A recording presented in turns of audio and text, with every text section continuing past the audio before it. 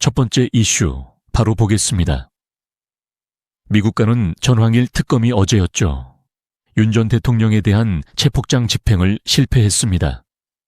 그러자 유튜버 전황길 씨가 윤 전 대통령에 대한 임권 탄압을 하고 있다면서 이런 사실을 미국에 가서 전달하겠다, 미국에 가서 알리겠다, 이렇게 얘기를 했습니다. 지금 들어보시죠. 이건 국제적으로, 왜냐하면 인구 단합이죠. 윤석열 대통령이 지금 당하고 있는 것에 대해서 트럼프 대통령이 하더라도 이양해야죠. 이런 건 국제적으로 달려야 됩니다. 춤도 놀이 갈 겁니다. 제 8월 달에 미국 갑니다. 네, 이른바 윤 어게인을 주장하는 사람들은 트럼프 대통령이 구해줄 것이다, 이렇게 믿고 있는 것 같아요. 아직도. 그렇습니다. 트럼프가 윤 전 대통령을 구하러 올 것이다 라고 주장을 해봤는데 우지 않았죠. 그러니까 이제 직접 가는 거다, 이렇게 부수도 있는 건데, 특히 이달 말쯤으로 예정이도 있는 한미 정상회담에서 이런 의지를 올려야 된다고 하면서 의제까지 정해줬습니다. 어떤 의제인지 계속 들어보시죠. 다만 지금 관세협상 구속 논의도 해야 되고 주한민국은 방위비 분담군 같은 현안들이 많기 때문에 전환계 씨의 바람과 달리 윤 전 대통령 문제가 고려될지는 미지수다, 이런 분석도 있습니다. 그런데 핵심이 이거잖아요. 윤 전 대통령이 불법 구금된 것도 아니고 지금 오히려 본인이 적법한 법 절차를 위배하고 있는 것처럼 보이지 않습니까? 그렇습니다. 그런데 또 오히려 인권 탄압이라는 프레임을 들고 나와서 특검의 적법한 법 집행 절차를 비난하는 전략을 쓰고 있다, 이런 분석이 있는 건데, 특히 어제 체평장 집행 2차 시도가 실패한 뒤에 윤 전 대통령 측이 내놓은 그 새로운 논리가 바로 노인 학대 프레임입니다. 한번 들어보시죠. 네, 대통령 나이가 65세이십니다. 65 세면 노인에 해당됩니다. 전문 사람들이 시비움이 달렀어서 앉아있는데 동형을 양쪽에서 팔을 끼고 다리를 붙였고, 그런데 현행 노인 복지법상 만 65세 이상은 노인으로 분류가 됩니다. 노인이 많습니다.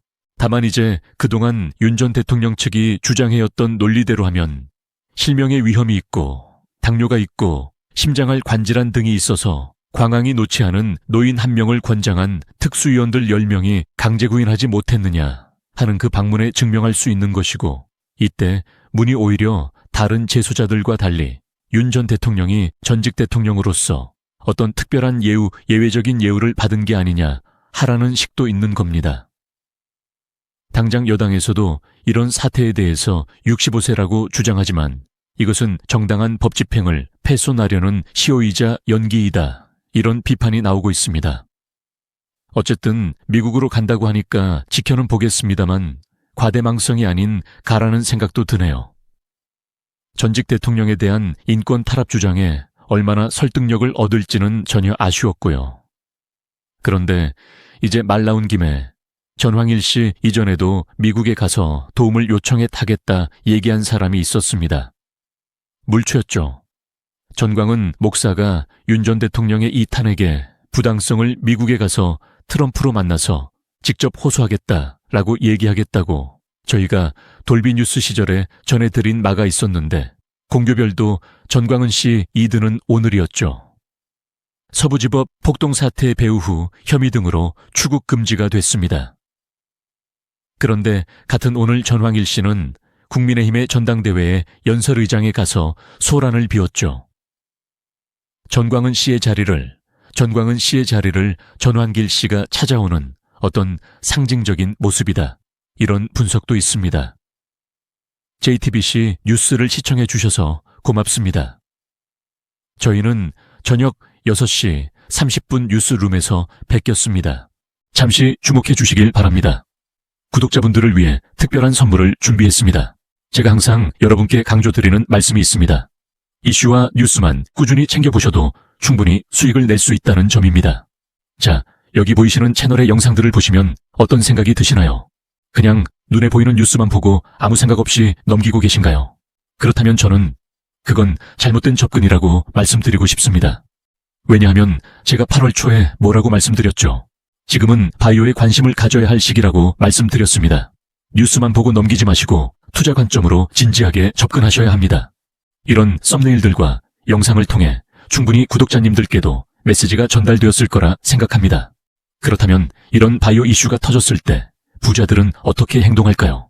바이오 관련주는 어떤 것이 있고 어떤 종목이 유망한지, 자연스럽게 어디에 투자해야 자금이 몰릴지를 생각하게 됩니다. 실제로 지난번 구독자분들과 함께하는 주식 수익 내기 이벤트를 진행했는데요. 100% 무료로 진행했고, 이 사진을 보시면 아시겠지만 구독이라는 문자 메시지를 보내주신 모든 분들께 바이오 관련주 중에서 가장 급등 확률이 높은 딱 하나의 종목을 드렸습니다. 8월 초 저는 우정바이오를 추천드렸고, 어느 시점에서 매수하고 어떤 지점에서 매도해야 하는지까지도 정확히 안내해 드렸습니다. 실제로 많은 분들이 수익을 보셨습니다.